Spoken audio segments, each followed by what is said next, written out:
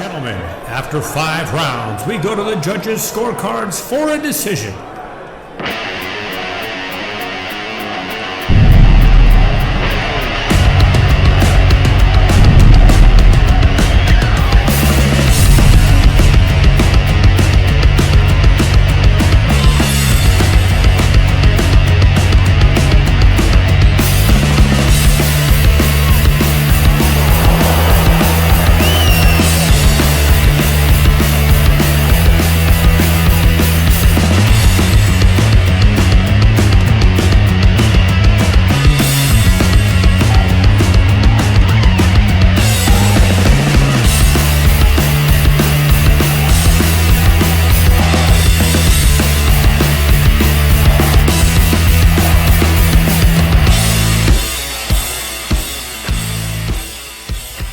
Well, I'm not sure if he's the first one to ever say it, but Dana White has made the phrase, "Don't leave it in the hands of the judges," pretty popular, or maybe unpopular to a certain extent. But the bottom line is, when two world-class athletes enter the octagon or a ring or a cage, decisions are going to be inevitable. Two world-class athletes are going to negate one another, and sometimes we have to defer to the judges to render a decision to pick a winner. That said, the old adage, "don't leave it in the hands of the judges," largely comes down to the fact that a lot of time, way more than you think should be a thing, the judges fail to get it 100% correct, and more often than not, one of the athletes feel like they've been wronged.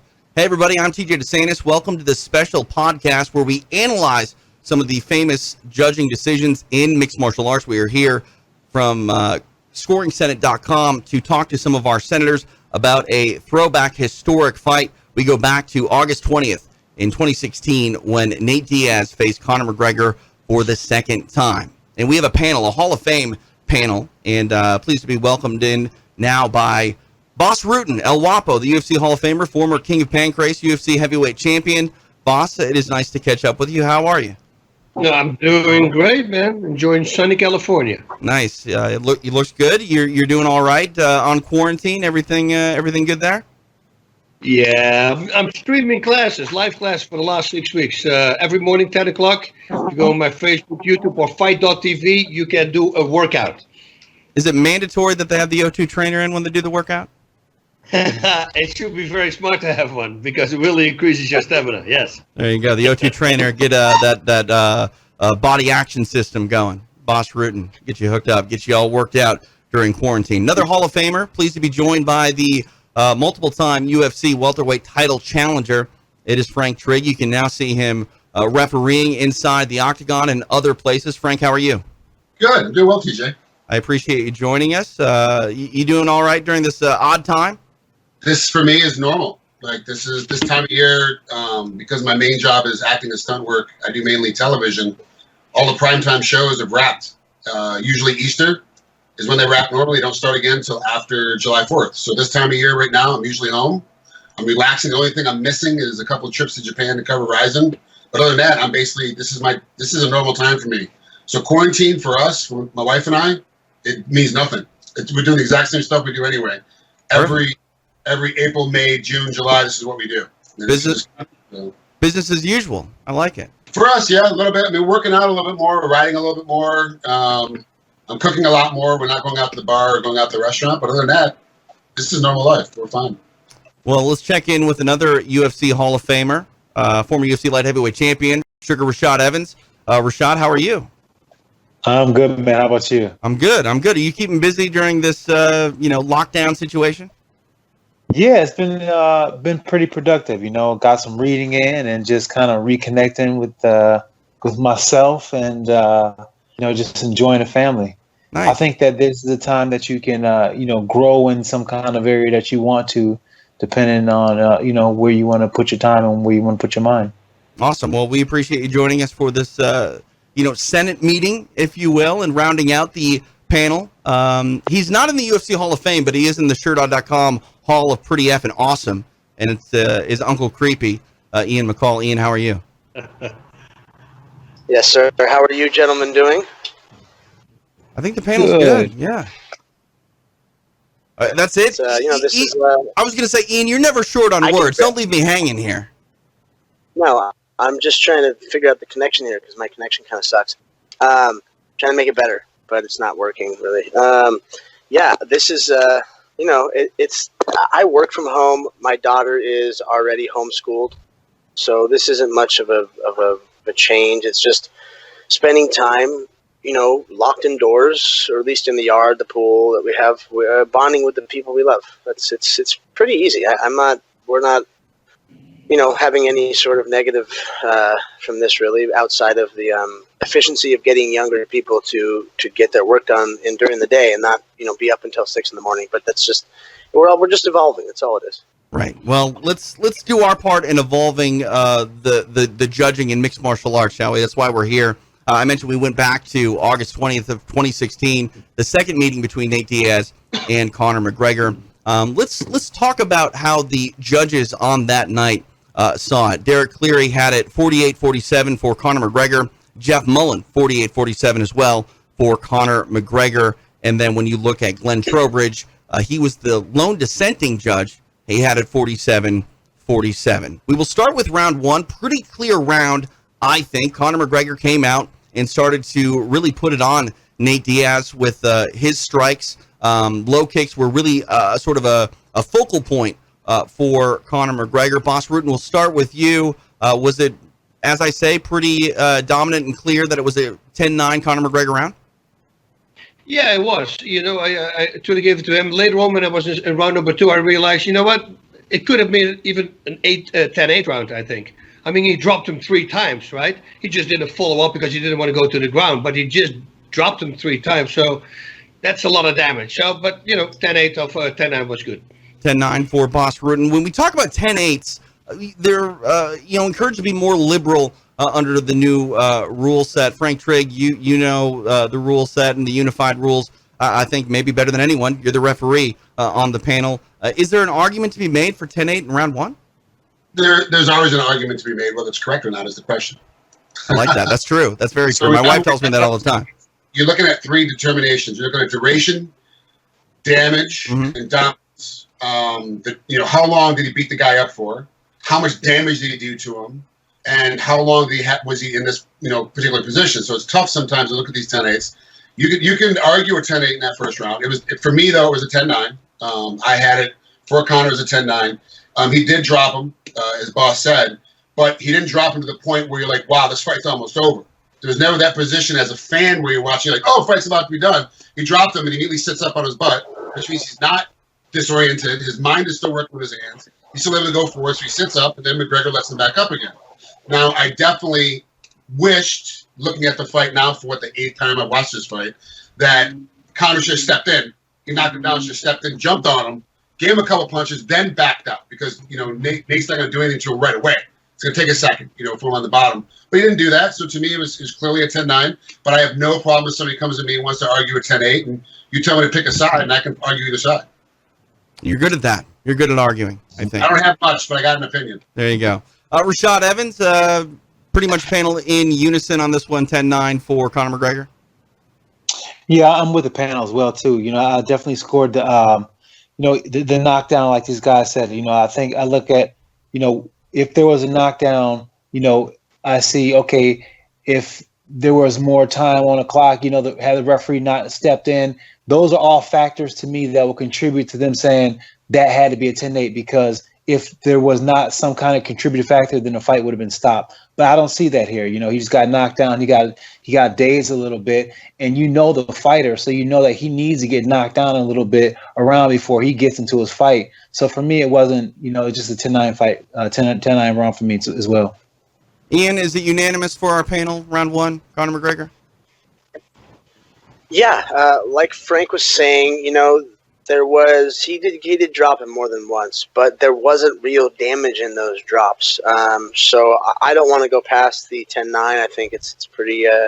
Everyone's made enough points here to really be good with the judging score I choose. We're on the same page, and I think there's never a better time than right now when we are all on the same page to sort of recap the idea of what the criteria for mixed martial arts judging is. I can hear it in my head a million times over because for years it was Mike Goldberg saying it in the same cadence over and over. the round winner will get 10 points, their opponent 9 or less, based on effective striking and grappling, and then aggression and cage control in that order. One thing that you mentioned, Ian, was damage. Damage is not listed in the scoring criteria as a factor. However, I will defer to you, Frank Trigg.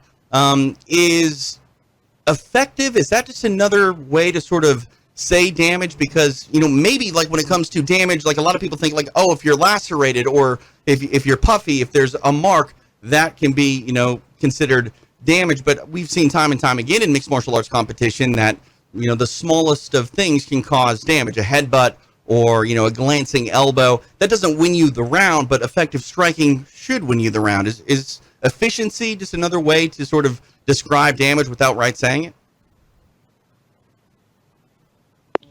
I think so. I think Frank Trigg might have a muted microphone. Sorry, I shut my mic off because I live right by the ocean, and it's a sunny day, so everybody's taking their boats out right now. So I shut my mic off so you guys don't hear this idiot start up his 57 jet speedboat. Well, the question is he out on essential business? Yeah. He is not, okay, because I see the three girls are with him, and none of them are his wife. So, I mean, hey, I sit here every day and I look out the window. I know who's with him and who's not. So, right. All right. So this is part of the problem was in the very beginning that they always talked about octagon control and this and that, these other things that really don't factor into what a judge and the refs are looking for. Now, understand the ref's job and the judge's job are two totally separate jobs, but they always kind of get thrown in together. What the judges are looking for, damage is number one. That's the first thing we're looking for is damage.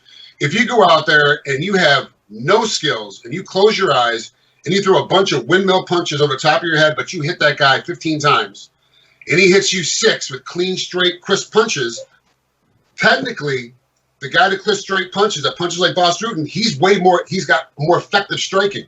The other guy happens he closes his eyes, he happens to hit you more often. Who wins that round? The guy that closes his eyes and hits you 15 times. Yep. So effective, yes, is a different way of saying effective is a different way of saying damage. Like Chuck Liddell was very effective of hitting you going backwards. He'd be going backwards, he hits you. He's not technically he's not controlling the octagon. He's not controlling where the fight is going because he's going backwards. We all know now he was controlling. We all know now because the evolution of the sport. Our issue is we're very young still, so we're growing as a sport. We're still learning and getting things together. The verbiage is now trying to catch up with what the refs and judges are actually looking for. Effective is just another way of saying damage. 100% those leg kicks in the first round were doing damage, but they were not cutting him. Right. They were not bruising up his leg. They were not making him limp. But you saw, and you can see some of them, he'd take and just stand there. He'd check it, but they just stand there. You see ones, he'd try to check it and get kicked sideways and have to take 2 steps back. That's a damaging leg kick. The one he took might be not. We're not really sure. But if your eye, which all of us on this panel have that eye for, especially Boss, when it comes to leg kicks, like you know which ones work and which ones don't. May not look like it's doing much, but it's definitely damage. Conor definitely won the damage in that first round. Right. All right, let's move to the second round here because this was the most contentious round, I think, of the entire fight. When you have people that come up with a Nate Diaz scorecard, more often than not, it's because of this second round. And the first part of the second round was very much controlled by Conor McGregor. At the midway point, around 2.5 minutes in, Conor starts to fade and Nate starts to take over. In the early part of the round, Nate is hurt and dropped twice. And I think the people that side with Conor in this round will go, yes, Nate Diaz definitely did start to rally in the latter part of the period, but it wasn't enough to take the round away from Conor McGregor. Boss, I will start with you. Your thoughts on round 2 between Nate Diaz and Conor McGregor? Yeah, it was 10 for McGregor, I thought. I mean, yes, Nate came back, but McGregor is really good of slipping punches. Every time when he gets hit, it's almost no impact. It looks like it's hitting, but it glances off. He's moving out the whole time. He lets him miss a lot, but everything that he throws, it's actually connecting. So, and then coming that together with the 2 times dropping him, yeah, that was to me the deciding factor that I gave it to McGregor. When I log into ScoringSenate.com, which I strongly suggest everyone follow, you can start to see judges scoring on fight night, what they're saying, and our senators. When I click that button right here, I go over to Ian McCall's scorecard, And I'm giving a little bit away right now. You can see his entire scorecard, but I do see that Ian scored the second round for Nate Diaz. I would like your thoughts on that, Ian. Why did you lean towards Nate Diaz when Bas, leaned towards Conor McGregor? Now, mind you, I didn't see the damage really in those drops as much. Even maybe a little more than the first round, obviously, but it didn't seem like it was doing all that much. When Nate will get dropped like that and just kind of crumple back because he's so comfortable on his butt. So I think that could have a big piece of it. And then halfway through the round, you see Nate take over. So yeah, Conor did win that first part of the round. But I think with the amount that Nate did in the second half, comparatively to what Conor did in the first half, I think that Nate definitely took it with that. We just got more done. So we are split for the first time on the panel. Rashad Evans, how did you score the second period? I had it for Diaz as well too. I thought that Conor, he blazed him, came out hot, and got him down first. And you see Diaz get his bearings, but when he got back up to his feet, it was a different story. And it was to the point where, Conor's posture totally changed at points where he had just to flat out run.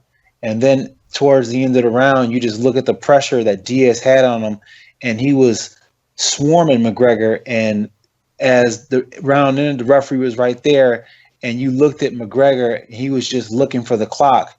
And then in my mind as a judge, I'm looking like, had that been a little bit longer, how further along he would have been, he would have deteriorated a lot more and really fast. And that's why I gave it to Diaz. One thing when I look at fights, in a round, the old saying by commentators a lot of the times is, late offense here, maybe a late takedown, you can quote unquote steal the round. It is not supposed to be that way. You do not, reward the offense in the latter part of a round better than the offense in the early part of the round. But more often than not, when it's a close round, I feel like the fighter that has the, late bit of offense tends to, get some, considerations more by the judges. It's not supposed to be that way, but, that is how sometimes judges see things and fights play out. Frank Trigg, we are leaning thus far on the panel for Nate Diaz to take round number 2. Your thoughts? How do you see the second frame? First, I'll go back to that. We talked about winning a round late. That's been around, in history in a very big way with Hagler Hearns.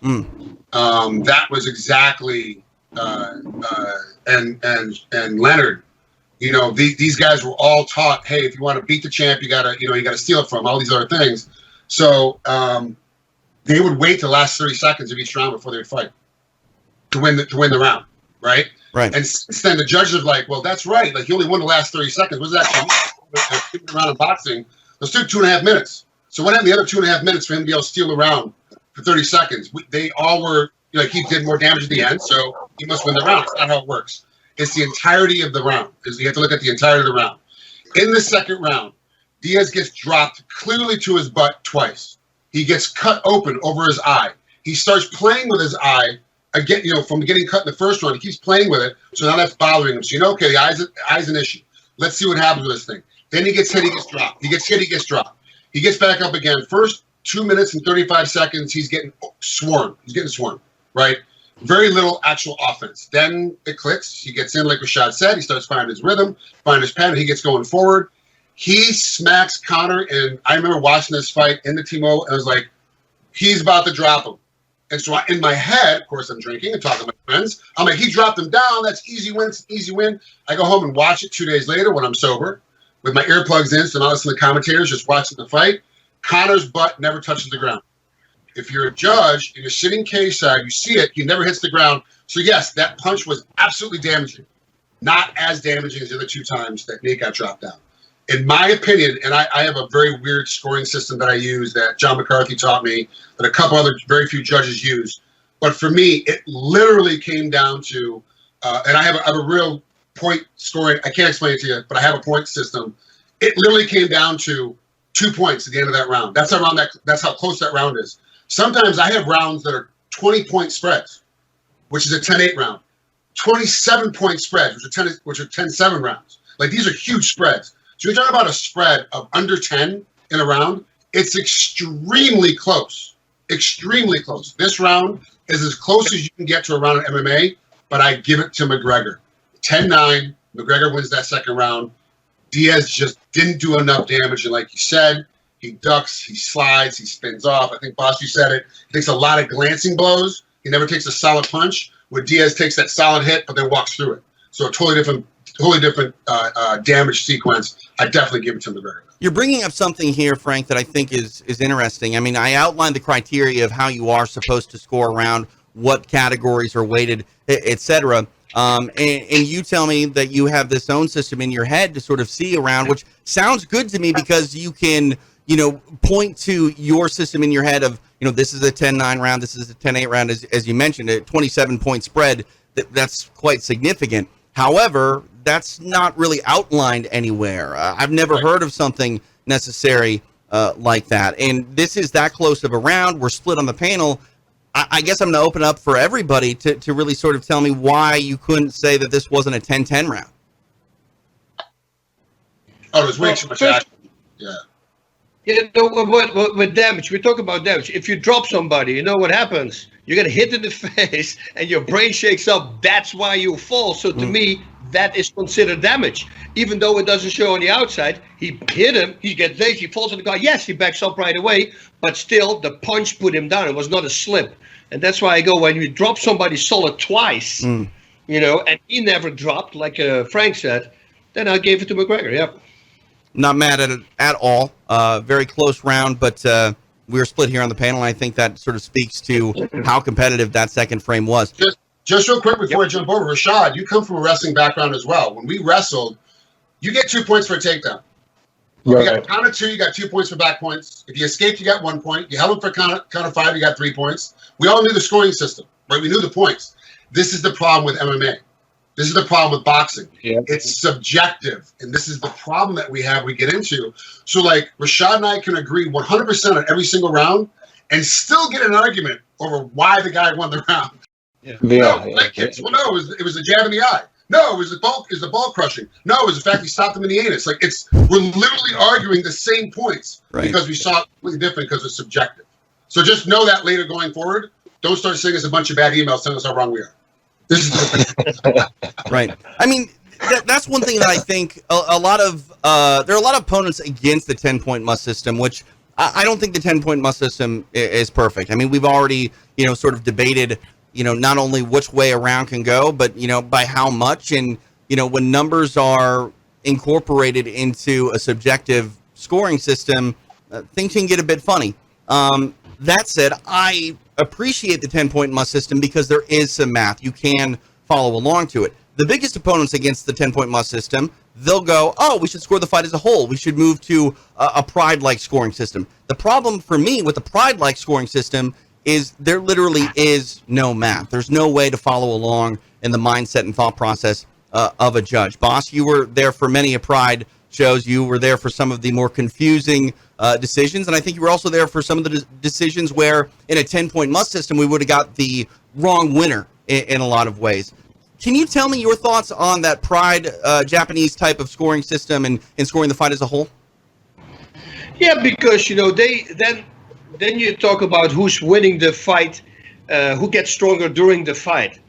So if you're winning a lot in the beginning of the fight, let's say the first 7 minutes, no, let's say make it 10 minutes. Was it 10 minutes and 5 minutes, right? Mm-hmm. So let's say go 7 minutes, you're dominating. But then suddenly after 7 minutes, you start taking over, goes to the other round, and you're still taking over. It's a little bit back and forth. The guy who can keep on pushing. So if, for instance, there will be another extra round, like an extra 5-minute round, that guy probably would have won. And that's how they base their judging on that. They say, okay, but what if their fight would have stopped now an extra round? That guy had way more stamina than the other one. He was doing the damage. So, if like a street fight, if you cannot stop the fight, it's the guy with the most stamina. Eventually, he's going to win the fight. And that's why they base it on. Do you feel that was superior to the 10-point must system, or do you think that the way that we do things in North America is better? No, I liked it because it was a first 10-minute round. With 5 minutes round, I wouldn't do it. With 3 5-minute round. But I like it, for instance, Frank was able to do the same thing. You had a 15-minute, 20 minute, or half an hour fight. Right. And then the guy who keeps winning at the end, who keeps on pushing, well, if it goes to this, then that's the guy who's going to take a win. All right, let's go to the third round. We are split thus far on the panel. Ian, we'll start with you. The third round. How did you see that round going? The third round. Well, that was for Nate again. Nate, I think he carried his energy and his dominance, with his ring control, his octagon control. Both of these guys, when you see whichever one is facing the cage, or whichever one's backs to the cage and the other one's backs to the center of the cage, that is who is in charge. The person in the center of that ring, and not everyone's like that. Not every striker's like that, but these two specifically, especially being completely different styles. You have the pot-shotting, power shot guy in Conor to the pressure and numbers in Diaz. They control that sort of fight, and I think Nate had this throughout. Nate really broke out. And Go ahead. you saw Conor break. Conor broke even more cardio-wise as well. Yeah, you could see exactly that. I was about to bring it up. Not only does Nate get his offense going, but Conor disengages to the point where he's turning his back to Nate repeatedly over and over and over again. And while I don't think you need to get down to that aggression type of criteria to figure out the winner in this round, I do feel like maybe that category sort of spoke to maybe the proponents that came down like Glenn Trowbridge did in the fight, scoring that round 10-8 for Nate Diaz. Nate really took over. Conor disengaged time and time again, and then in the latter part of the round, Nate secured a takedown. I believe it was for a brief moment he got the takedown. Frank, your thoughts on that third round? Was it 10-8, or did you side with Nate 10-9? Frank Trigg. Frank Trigg, we can't hear you. Is that dang boat again? Sorry. I actually went back to scoringcenter.com to double check what my score was, because I didn't write it down on my notepad in front of me. So I went down and had to remind myself that third round I did give it to Nate. And that one was a tough round because it was super close to what was happening with everything going on. But honestly, at the end of it, we talk about being overwhelmed. We talk about, Bas talked about it earlier with the pride rules. A guy that could push, had better cardio, could push longer, even though he might get beat up for 5 minutes in the first round. He didn't win the whole fight because he could push longer, push harder. And that's kind of what happened. We saw the real McGregor start to pop up where he starts getting exhausted. He starts falling apart. And Nate was taking advantage of it. He just started landing more clean. We go back to effective striking. He just had a better effective striking. Now, there was a lot of grappling against the cage, a lot of position changes. That really doesn't do much, other than get you tired. I mean, obviously the fighters get tired. But it doesn't do much as far as scoring goes, because you're not really, if there's nothing else that happens in the entire round, who controlled the guy against the cage more is going to win, right? But it's not what happened. We had a lot of back and forth, a lot of spinning, a lot of inch. But Diaz did control it, so then you have to give him a little bump because he did control most of the round against the cage. But anytime there was a break, he was striking his way out, he was striking his way in, he was landing a lot more clean shots. I give it to Diaz in that round. And honestly, watching the fight live at that point, if my memory still holds correctly, I was starting to get a little nervous. I was like, this is one of those fights where you're going to start to see the champ or the bigger name guy, McGregor, start to fall off, and this is it. He's going to fade off, and I was going to see a complete straight beatdown. And that's what I thought was coming. Obviously, it's not what happens, but that's what I saw coming. And it's because Diaz started looking so good in that third round. The writing was on the wall for that to happen, as you mentioned, Frank. Going back to their first meeting, once Conor started to fade, it was really hard for him to get back in the fight. Ultimately, he was submitted. Bas Rutten, I mentioned the possibility of a 10-8 round because Nate was so overwhelming, but it sounds like you went 10-9. I went 10-9. Yeah, and I gave it also because the clinch, Nate started landing those knees, and I think that also really took the toll on McGregor. That's why he started getting tired. And body shots, he was throwing a lot of body shots. Still, like Frank said, every time when they broke a clinch, McGregor would nail a shot at him, and he would land a good one. So, but it was the constant pressure that he had on McGregor constantly, and he saw him break, which actually in the next round kind of hurt Diaz because, but we'll talk about that in a little bit. But you see, since he started taking over and constantly barraging him, pushing the fight, kneeing in the clinch, getting McGregor tired, yeah, he got that round for sure. But 10-9. Rashad, it's hard to really follow the panel in the most dominant round of the fight thus far for Nate Diaz. Anything to add that we haven't already touched on for Nate Diaz in his most convincing round of the fight? No, I thought it was, like everyone said, for me, it was just his pressure coming forward and just, Conor has clear body language when he's in control and when he feels like, he's in dominant position, and you just seen the opposite of that as Diaz just kind of, put that pressure on him and just really made him feel insecure the whole round. And at that point, by the end of that round, I thought by the fourth round, he'd have McGregor up out of there. We will stick with you, Rashad, on that fourth round topic. We moved to the fourth round. Very competitive fight thus far. Nate coming off one of the biggest rounds, I think, not only of the fight, but maybe of his career. He really sort of turned the tables here in this round. But the fourth round, you could see that he had to start to take a little bit of a step back because the cut was really inhibiting his vision. How did you see the fourth round, Rashad? Fourth round, Conor went 10 toes down in the center of the octagon, and he put pressure forward and started landing, just being a more accurate striker and just being last at striking. He did a really good job of drawing that reaction of Diaz out and then finishing up with and being the last one striking. So that was keeping Diaz backing up and keeping Diaz on his heels. And it was pretty much a lot of control. I felt as Diaz did have his moments in that round. He did have his moments in that round where he seemed to push McGregor back a little bit, but it was pretty much just McGregor just taking his breath during those seconds and just maintaining his composure, but continue to keep that same pace that he started the round off with. Now, this wasn't a quote-unquote championship fight, but we did see championship rounds, I guess main event rounds 4 and 5, and oftentimes these rounds can really, be pointed to as why one fighter over the other gets a decision.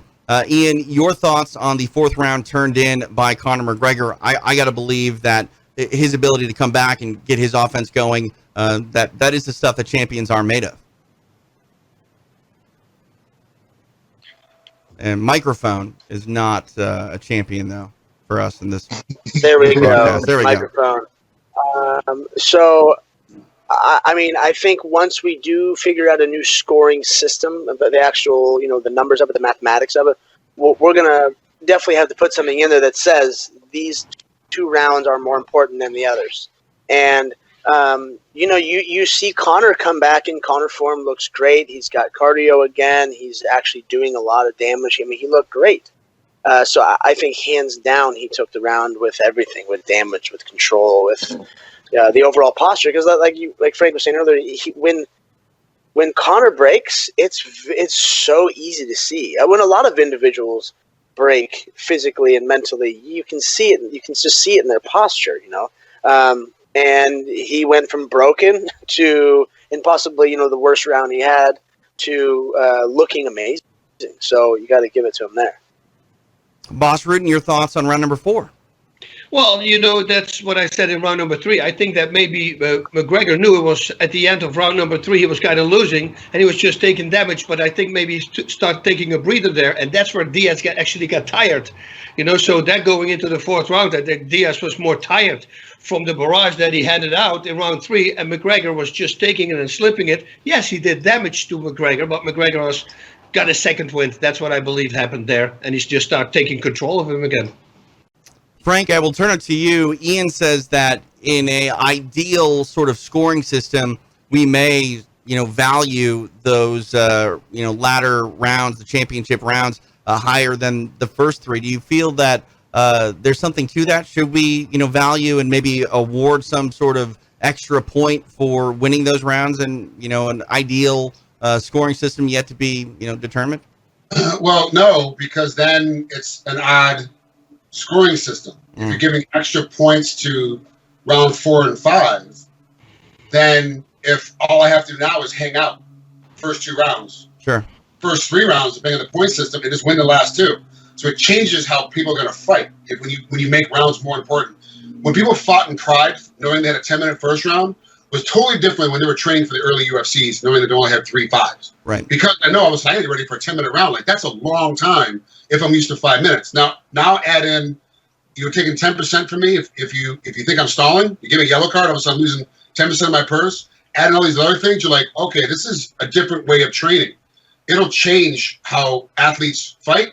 No one will fight the first 3 rounds. The number one thing for MMA that we have over everybody else, we are action-oriented from the first second of the first round to the last second of the 5th round. We are all action. That's what the sport is all about. We're all action. So now all of a sudden you say, hey, look, and this is just me talking as a fighter. This is not me talking as an official.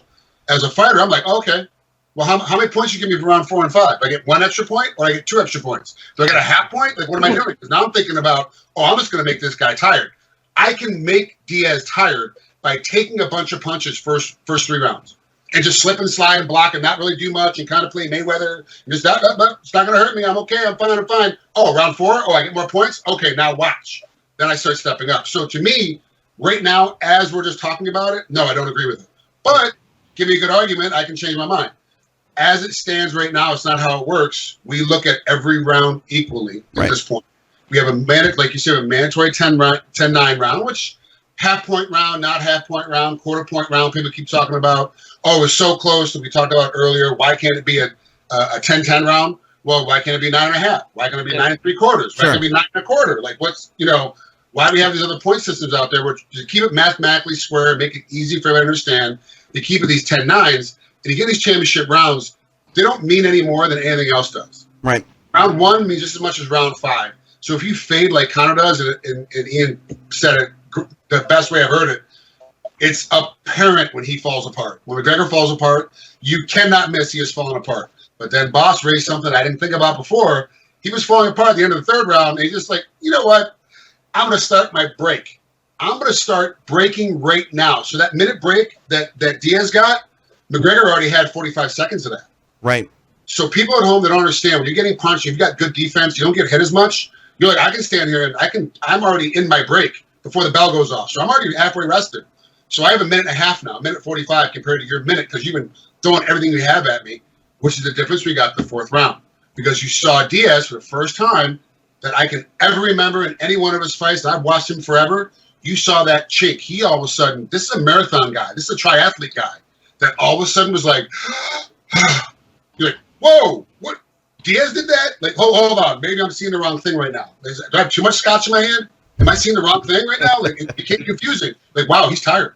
Yeah. Because McGregor was like, okay, like Rashad said, 10 toes down in the middle of that ring. I'm going to start to throw and see what happens. And you saw Diaz like, oh, God, he's not broken. I got to get back on my horse again. I really got to figure this out. And I give it, obviously, to McGregor that 4th round. And at that point, quite honestly, I thought the fight was over. I thought I'm going to see Diaz hit the dirt when that round started, because I thought he was so exhausted he wasn't going to recover. Well, we head into a very pivotal 5th round. I feel like this was a fight that was billed to be an all-time classic. It's the sequel to their first meeting where Nate Diaz came in on very short notice and ended up, upsetting the world. He was the only one that wasn't surprised, MFers, if you remember that great post-fight interview. And now we get the sequel. And how can it live up to the, heights of the first one? Well, it did, and it came down to this 5th round for many people. Bas Rutten, we'll start with you. El Guapo, how did you see the 5th and final round between Nate Diaz and Conor McGregor? Yeah, I think that went to Nate. I mean, he just constant pressure, constantly on him, raining the knees in the clinch, and just putting more damage out. He was constantly attacking. He knew that after round number 4, he needed to do something, and thankfully for him, he actually got a second win in that last round, I think. So yeah, that was a round for Diaz. And if I look at your scorecard, Bas, I believe that you came down 48-47 for Conor McGregor, correct? Yes. So 1 already tabulated for the notorious one, Ian McCall. We will go to you, the 5th and final round. A lot on the line here. How did you score it? I went with Nate. I think with that pressure, and then again that late in the game sort of pressure and attacking and damage, all that stuff accumulates. I think that Frank is wrong. I think we need to figure out a way to make it important, to make those rounds more important. And I don't know how. I'm not. The current system's broken, so we have to figure it out. But I just think that there can be some little added thing in there where we put it in and we say, look at the very end, you guys were tied. This is it. Right.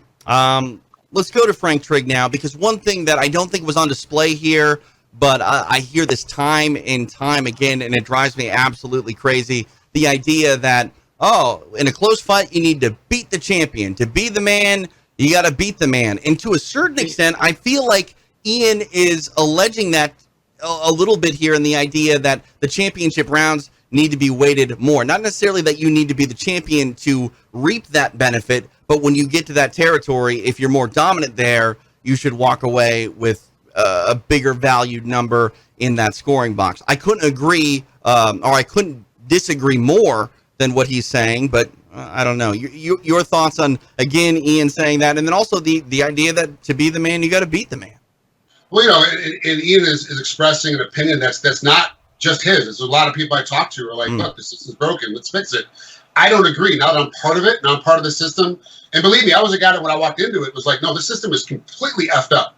It's completely screwed up. From judges, reffing, that's why I got into it. I was scared my friends were going to die because the judges, the refs didn't know when to stop the fight. I'm watching them kill people. I'm watching them get killed. Like, this is just nuts. Then I'm watching go to decision. I'm like, you judges have no idea what you're looking at. Then I get into it. I'm like, oh, we really don't know what we're talking about. This is the problem. When I walked into this game, I thought I knew everything. I knew absolutely nothing. And I found out every athlete in every sport actually only knows their position. You talk to Tom Brady, what is the line judge looking for? He has no clue. He's the best quarterback of all time. He has no idea what the line judge is looking for. He has no idea. All he knows is 5 steps, 1 step to the left, throw the ball, and someone's going to catch it coming right in that spot. That's all he knows. No one really understands the rules and regulations unless they're in the rule and regulation section. So it's very difficult, but I totally understand what Ian is saying. And yes, a lot of people, a lot of fighters, a lot of high-level fighters, guys that make their living getting punched in the face are saying the system is broken. So I understand what he's saying. I just don't agree with it. I think what we need is better of what we already have, which is better judges, better refs, which is what we've already fixed the reffing problem. So the reffing is coming along. Judging is next. That's the next thing we have to deal with, and this is why we have this. Because there is an issue with judging, we're trying to figure it out. There's other fights we can talk about, the complete debacle. This 5th round of this fight, though, is the reason why I want to see a fight 3.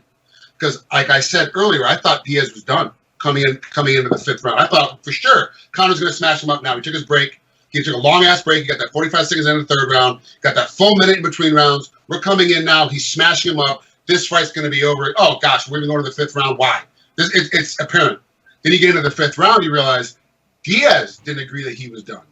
Diaz didn't think he was done. He wanted to prove to the world he still had it. He comes back. I gave Diaz that 5th round. He comes in and completely swarms over McGregor to the point where I was like, any moment now, this is the punch. This is the one that's going to drop him. This is the one that's going to put him down. This is the one that's going to take that bad shot, get caught in that choke again. This is what's going to happen. It kept coming. It kept coming. I kept waiting for it to happen. It didn't happen. But you saw Diaz go, nope, I got to do something. And this also wants to bring me another quick point before I shut my mouth. Corners matter. The corner guys matter. You got to have a guy that's willing to tell you the truth going into the 5th round. I believe it was Gilbert Melendez. It could have been Jake Shields, but somebody goes into that corner and they go, and I didn't listen to it now, so I'm going off memory. I shut the sound off, listen to it now, because that's how I prefer to judge with no sound. So if my memory is correct, in between the rounds, they go, look, all you got to do is win this round, you win the fight. You're going to win the fight because it's tied right now. If you win this round, you win the fight. Now, as a fighter, I am now ready to win this fight because I got a shot, not realizing I need to get a finish. And so someone in there, whether, they might have believed it. They might have looked at the scorecard like Ian Diaz, like, hey, all you do is win this round, and he's going to win this fight, and that's all that has to happen. And other people were like, no, he's not winning the fight at this point. He's got to finish. But you saw Diaz come out and go so much stronger, so much more. And just simply by this 5th round, watching the whole fight, I want to see fight 3 because we have no idea what's really going to happen. We saw McGregor get tired. We saw Diaz get battered. We saw what looked like he's about to be finished. And he comes back and wins a decisive 5th round and wins it convincingly. There's not an argument about anybody on this panel. I don't think, I obviously haven't heard from Rashad yet, but anybody on this panel, I believe, we all believe, and everybody I talk to, Diaz 100% wins the 5th round. And like you said earlier, the 2nd round is the questionable round. Right. And if you give him 2nd, you give him 3rd, you give him 5th, well, he wins. Right. So now all of a sudden there's that argument. Let's see this fight the third time. Yeah, I would give any asking price to see the rubber match on this trilogy, and I hope it's one that we see relatively soon, because it's one that you don't want to wait too long for, and then whoever loses the fight, they say, well, that was not really Conor McGregor, that was the past his prime Conor McGregor, or vice versa, past his prime Nate Diaz. To recap, you have the fight 48-47 for Conor McGregor, though. Is that correct? Okay. I do. All right, so we have a split decision thus far for McGregor, and of course, just to make things more confusing, we have a 4-judge panel, so we can have a draw if Rashad Evans comes down on the side of Nate Diaz. Sugar, what are you thinking about this one here, this 5th and final round? I gave the last round to Diaz. I thought that McGregor did a really good job. Like, I think he for me, this fight wasn't about this round. I should say this round wasn't about in the center of the octagon and how the other ones were as far as them battling in that toe-to-toe space. This one was all about the wall control, and then I look at the wall sometimes as if like someone's back is on the canvas. So when I look at that round, I see McGregor's back mostly on the cage and getting pop shotted by Diaz, and he did flip it around. He was able to even get Diaz down for a second, but for me, I thought that the Diaz being able to get the takedown in the last little bit and then finishing over top of McGregor, just raining on him, once again, it just kind of showed for me that had not that round ended, McGregor would have been in some serious trouble, and for me, that was just like, all right, Diaz won that. Yeah, I agree with you wholeheartedly. You mentioned the takedown. I erroneously said that Nate had got a takedown in the 3rd round. I'm wrong on that. It was the 5th. One thing I kind of want your guys' thoughts, I'll open it up to anybody who wants to jump in here. Takedowns in mixed martial arts, they're often weighted sometimes a bit more than they should be. And I think sometimes takedowns that aren't really takedowns get weighted as, that was really good offense. You secure the round because of that. And it's like, no, it was a takedown where you didn't do very much with. I think we're all in agreement here. Nate got this takedown, and while he didn't have a lot of time to use it, he secured it in a way where he was able to throw offense, and it was by far very much a takedown. Sometimes the fight metric numbers at the UFC, it's like, okay, a guy, went to his seat for a brief moment and then got right back to his feet. I don't know if that's a takedown. You got to secure a takedown. Boss, what are your thoughts on that in, awarding a fighter for a takedown? Do they need to, set up in like a half guard, or at least, get a position where they're able to throw some strikes for you to really sort of count that as a takedown that should be, weighted in the judging criteria? Yeah, 100%. I mean, why else would you take somebody down? You want to finish the fight, right? So if you take somebody down and you don't do anything with it, to me, it shouldn't count, because that's the only thing you're going to do. Why don't you throw some punches, do something with it? Then I say, okay, now it's your round. Like with Diaz, at the end, and he's still on top. Well, that's good, even if it's 20 seconds or 10 seconds just that they had left. But he was in control, and if you're in control, and you know that if the fight was longer, he would still be there and in control on top. So, but yeah, for sure, if you take somebody down only to avoid his striking, because that's what it says to me. If you don't want to strike with a person, you take him down. But why would you take him down? Right. If it's just to avoid the strikes and not doing anything with it, you should not be awarded to win the fight. That's right. And by the way, to beat a champ, you have to beat the champ. I think it should be the other way around. I really don't like that expression that they have. Yeah, Makes no sense to me. I am with you. I dislike it. I never thought of it the other way around. To be the champion and maintain the champion. I mean, I don't like that either. But yeah. You should be the dominant one. Right. So one thing I'll stick with you, Boss, because I think you were on the winning end of a decision that a lot of people talk about. In mixed martial arts, it's incredibly difficult to spend long periods of time on your back and get a judge's decision. You did that with Kevin Randleman. Why do you think the judges awarded you that fight, and do you think in the modern era they would come down on the same side? I think what it was this. If I tell the people, it was a 50-minute round with 3-minute rounds overtime, 21 minutes in total. Let's divide it by 7 rounds. 7 rounds of 3 minutes is 21 minutes. He beat me up in the first 3 minutes. All the rest of the fight, I was the one doing the punches. Like literally after 4 minutes, you can literally count throws 3 strikes in the entire fight. So I was attacking. I gave him the cuts in the head. I was constantly moving from the back, and that's why I believe they gave it to me. Now, that's why also Joe McCarthy said they didn't put the fight back on the feet. He says because I was working. He was not working. I was working from the bottom, and that was the reason they didn't put it back on the feet. So, yeah, to me, that's why for me, the only reason when after that fight I thought that I lost, I told my corner right away. I said, I believe I won, but my face is probably going to make me lose because I looked like I didn't look good. Right. I mean, my nose is broke. I mean, I looked really bad. But that was the first 3 minutes of the round. The rest, I think, all the other ones, I got. Yeah, did he take me down? But what did he do with it? Did he bring me one time in trouble with the takedown? He didn't. You know, actually, he needed to go to the hospital to get stitches all in his head from all the cuts that he had. You see, so that was also damage. Yes, not in the face, but there was still damage. So that's how I try to justify it. But of course, I'm biased towards myself. Well, I think that also actually goes to speak to something that we talked about earlier. And, you know, aesthetic damage isn't something that you score a fight on. It just isn't. If you cut, it doesn't mean that you lost anything. It means that you were hit by a strike that ultimately ended in a cut. So let's recap the scorecards. We are split on the panel. It's 48-47 on both sides. It is Frank Trigg and Bas Rutten siding with Conor McGregor, while Ian McCall and Rashad Evans go with Nate Diaz. And one thing that is rare here is you guys actually agree with one another, Frank and Bas and Ian and Rashad, in scoring every single round the same way. A lot of times when we see two judges' scorecards in mixed martial arts, they may have the same number, but their math doesn't add up the right way. You know, one judge may see rounds 1 and 3 going to a certain fighter, and the other judge may still have the same score, but they go rounds 1 and 2 for that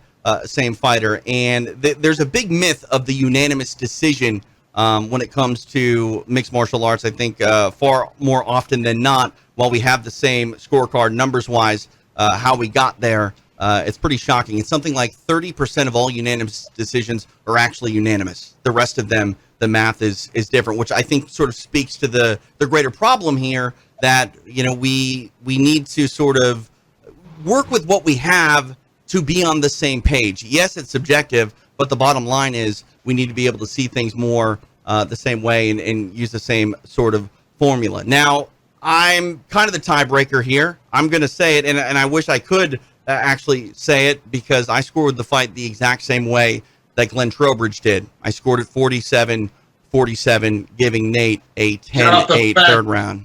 Sorry, I'm not getting off the fence. I mean, here's the thing. This is what I will say, and I have an argument with Jeff Sherwood all day about this time and time again. If I am sitting there at the end of the day, and this is more to a 10-10 round than obviously a 10-8, because that's how I came to this conclusion, is I'm a big proponent for the 10-10, simply because if I'm sitting there at the end of 5 minutes and I have to go, okay, who won the fight? Well, I feel like it was pretty even, but this guy was advancing more. Well, that doesn't mean he was effectively advancing more, or this guy threw more punches, more quote-unquote significant strikes. It doesn't win you the round. The round is based on effective striking and grappling, aggression, and cage control in that order. If it's not clear to me, I don't want to flip a coin. I don't want to just point to someone and go, you win. And that speaks to the larger issue here. Mixed martial arts is a sport that doesn't have a season, unless it's, you know, the IFL or the PFL. But the bottom line is your record stays intact forever. And if you lose one fight in March, it's going to affect your payday in June. And I think that sort of speaks to the reason that we're here. Like, we want to make things better. And I wish I could give you a scorecard that split the tie here, but unfortunately, I think it's almost a unanimous draw at this point. TJ, real quick, just so you understand, a judge can only judge what they see. Right. There's 3 judges, 3 different sections of the cage. Mm-hmm. So I might be looking at your butt the whole time. I can't see anything landing because you're doing body blows and leg sticks. I can't see anything, so now that's scoring. But the guy to my right, who's in the other panel, sees all of it, so he's scoring it. So that's why you get a lot of discrepancies. Sure. The biggest issue is when you have everybody looking at the exact same fight through the exact same camera angle and coming up with a different way. Right. We all saw the best photos. We got the best feed from the UFC. They gave us all the best angles, right? Which is why now a lot of judges have monitors now in front of them. because you can't see through the cage. You got your monitor to look at real quick, but that's the best feed because you got Craig in the truck going camera 4, camera 3, camera 2. He's looking for the best feed, so that's when it gets sent out. So when you have it like this, where Ian and Rashad completely agree, and then Bas and I completely agree, but all of us have seen the exact same fight the exact same way, there's an argument for why this is different. Why is there a problem? When we go in the back after every fight, the refs and judges all get together. We all have a conversation. We all talk about what happened, what went on. This fight was talked about quite a bit, right? Because it was, it was questionable. There was parts of it where you could argue. Well, the judges are like, well, on my side, where I sat, this is what I saw. Right. What you saw, TJ, on your side is what you saw. So there's always that little bit. But when you go back and rewatch the fight and almost look at the same feed, and we still come up with that same discrepancy, that needs to be fixed. Right. But like today, where two of us agree and two of us are agreeing together, and the other two are on the opposite side, it's subjective. What they saw is what they saw. What Bas and I saw is what we saw.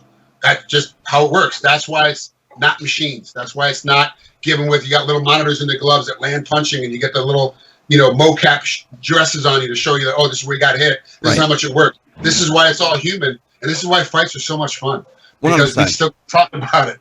We're still talking about this fight. This is still, we'll talk about it again. This is still one of those fights, and when are you going to talk about the Jones fight? That's another one. What'd you see? What you didn't see? What happened? It's amazing. This is why the sport is so interesting and why there are so many things that could be fixed. Yeah. There's so many things that could be made better. It's just. It's crazy. I didn't realize how, I was there and I watched it live, but I didn't realize how close this fight was. And for me, it honestly came down to that takedown in the end that Diaz landed, and that's how close it was for me. Just that takedown that he landed and how he postured over him with the punch afterwards. That's how close it was for me. But when I watched it the first time, I didn't think it was that close. I thought McGregor clearly won it.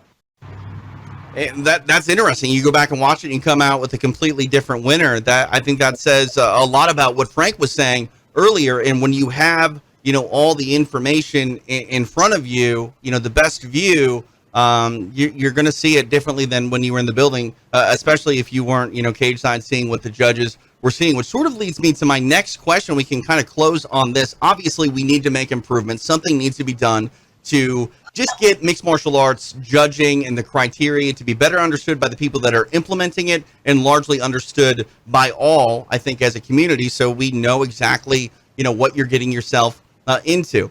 I was going to try to talk about open scoring. Maybe we can save that for another time, because I really like that. Mixed martial arts is the only sport where there isn't a scoreboard, and the fact that you go into a fifth and final round as an athlete and you have no idea where you stand and the best way to potentially win the game is absolutely bonkers. But I'll close with this. Frank, you brought it up. There are three judges, three different sides of the octagon. They see different things.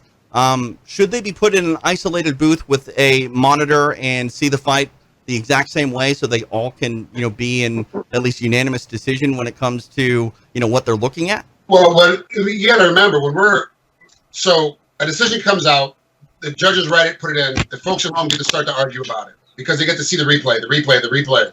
This is what happened during this round. They're also listening to the commentators. They hear what they're saying. So if Joe or anybody is pitching for a guy to be winning or not winning, it definitely influences you. The judges don't have that. So when I judge, I put earplugs in. So I'm completely isolated. I'm already in an isolation booth. I put my earplugs in, I'm in an isolation booth. I'm just cage side in an isolation booth.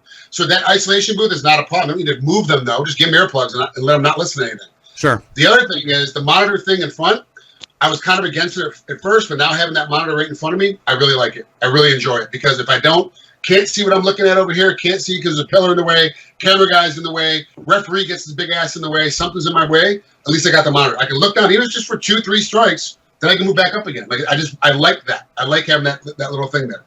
The biggest issue is that not understanding what you're seeing and what is a real significant strike. What is real, like Clay Guida with his hair, he's flopping around all the time, throwing punches and stuff. It looks like he's got a lot of action. He's not landing anything. He's not doing anything, but he looks animated. And so when you hit him because he moves so much, it doesn't look like he ever got hit, because he's already moving that hair around. He's already flashing around. But like McGregor, when he gets hit, his head snaps back. When Diaz gets hit, his head snaps back. You see the sweat fly off it. Then when you see McGregor doesn't really get hit, he's sliding. I'm not getting touched, right? You're like, oh, he's not really getting touched. Even though that punch was hard as balls, hit the right spot, connected correctly, he caught it. Okay, nothing happened. We're good with that. We understand that. So it's like, it's also, what am I seeing and do I understand what I'm seeing? That's the biggest issue right now is a lot of judges don't understand what they're seeing. But the best judges do. And the reason why we always talk about them, because these guys are usually, not every time, but usually covering the big title fights, the big fights, the big name fights are your best judges. Those are the guys who are always in there. One thing I'm excited about now that we're getting back to business with mixed martial arts is in Jacksonville, the UFC is going to hold 3 cards. No audience. I think a lot of times we see audiences actually sway judges because they pop bigger for one guy's offense compared to another. We'll see if that is a factor coming up here as the UFC kicks off Fights Week, if you will, because it's plural. And you saw what Cowboy Cerrone wants to do. What's that? Cowboy Cerrone came out yesterday that he wants to fight on all 3 cards. I'm like, now he's at a whole new level of craziness. He's legitimately like, no, I walk out of this fight unscathed. I'm asking if I can fight on Wednesday. Like, I want to fight. Like, it's nuts. This is where the sport's going. So you're talking about trying to fix judging, trying to fix reffing. The biggest issue for a judge is getting him reps. What's the hardest thing? What's everyone complaining about right now?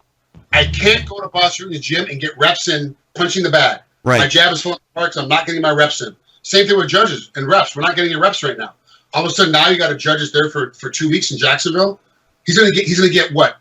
Let's just say he works a third of the card. Right. He's gonna have 15 fights in a matter of 15 days. These 15 fights he's gonna be able to judge. That's a huge amount of improving your skill game. Yeah. If you know what you're looking at. If you don't know what you're looking at, you're just going to reinforce the bad position. I'm not turning over my jab. It's the same. You're like, okay, all right, you didn't get any better. You just saw more fights, so you got to improve. So we're hoping, at least I'm hoping, that these refs and judges now are going to get their reps, are going to get better. Right. And so we have a conversation again after the fight night fight on the 9th. We come back and we talk about these fights again, that the judges got better because of it. You really hope that one of those judges at least have a strong night 1, so we're not in a situation where everyone's calling for his head and we still may have to put up with him for 2 more cards. So fingers crossed that we don't see that. All right, we need to close down. Bas Rutten, Frank kind of gave me a nice segue here. A lot of people are bummed out that they can't go work out with you and get in the reps and hit the bag, but you can do it with the body action system. My buddy Caleb literally has the Bas system sitting in his cart, and he asked me to ask you, give him the one reason that he can't go without this. Why does he need to get the Bas system? It's the only thing out there that looks like a real body. You got one head, you got one body, like a real person. If you go to, like, you see those box masters, and you got your left is on this and that's, and there's a hook and there's a hook. There's the 4 guys. That's like a trainer holding their hands like this, wide. They say right, straight, left hook. That's the dumbest thing there is, because if he focuses on dropping the left hook here, but the real target is here, then he doesn't have power. He doesn't learn how to load up his left hook, because I give it to him. You see, you get to, so that's the thing. You can do uppercuts, you can do body shots, you can kick the head. That's what I do. So it's a real body, and that's why I really enjoy it. And there's no impact. My career pretty much got stopped because of tendonitis in my arms, because I hit really freaking hard against the heavy bag, and that's how I developed it. Well, this thing doesn't have impact. For a fighter, like 12 days or 14 days before your fight, to only hit that and not the heavy bag anymore, it's going to save all your tendons. You're not going to get injured. It's gold. He's already got the Bas Rutten mixed martial arts workout, so that's why I told him he needs to get the perfect combination. 100%. You play it and you do it on a body action system. And then you get that O2 trainer in there, and then you're stuck and win like nobody's business. Yeah, the auto trainer we changed. The auto trainer we do only 30 repetitions with. Usain Bolt is doing it the same. I give you one example really fast, because otherwise it's going to look like, oh, look at this, he's trying to sell. 2 years ago, I started doing daily my 30 repetitions, which takes you about 3 minutes to do. That's the only thing you need to do, 30 repetitions with. You're going to see your core crazy, getting really thick. It took me 3 minutes and 45 seconds to finish those 30 repetitions. That is in 2018 May. This weekend, I recorded myself just to see how fast I would do it now with the same setting. 55 seconds. Wow. I went from 3 45 to 55 seconds. 75% increase. And you can go on my Facebook. You can see the old videos of me doing it with that number. So you know I don't lie. 100%, 75% stronger. So proof's in the pudding. Boss, you're supposed to slow down when you get older. I don't know what you're doing. Go to the trainer. See? Oxygen. There you go. There you go. Ian McCall, the McCall method. What's that? I am the world's first psychedelic integration coach for high-level sports or high-level performers. You know, obviously during these times you can't take trips anywhere, but you can take a trip inside your house, and I can guide you through it. You know, it started off with myself and a company or organization called Unlimited Sciences. My girlfriend needed a study. She's a scientist, a professor at UCLA. She needed a study in psilocybin, and Unlimited Sciences brought it up, and I said, let's do a study with the UFC. And Jeff Nowitzki, being a mentor of mine of sorts, at first, of course, he said no, and I coerced him into it because I have the way around the legality of it because of science.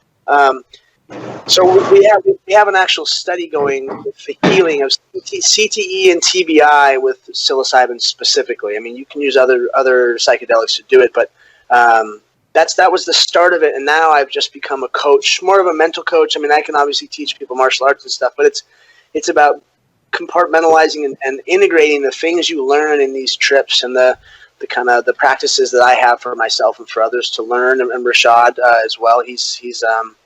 He's in the space, and just to be able to teach people, you know, how to make themselves a better version of themselves, and then get into the performance side of it, because there's a lot of performance benefits that we found in just psilocybin itself.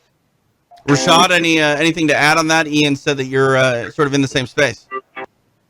Yeah, I mean, along the same lines as Ian talks about, you know, but you know, I feel like this would be something, you know, that'll help out a lot of fighters, because doing what we do, there's a lot of PTSD, you know, and that comes just from, you know, performing and having bad performances and just, you know, not being able to get past those fights and get past those moments in your careers, and it ends up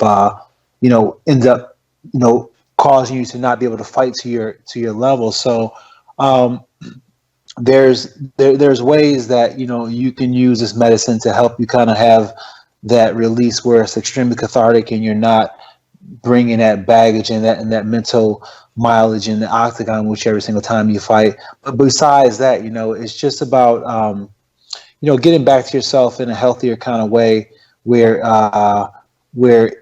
you start to tap into your best you for yourself and no one else. And I think that's what, you know, true healthy living is about, when you get back into just you.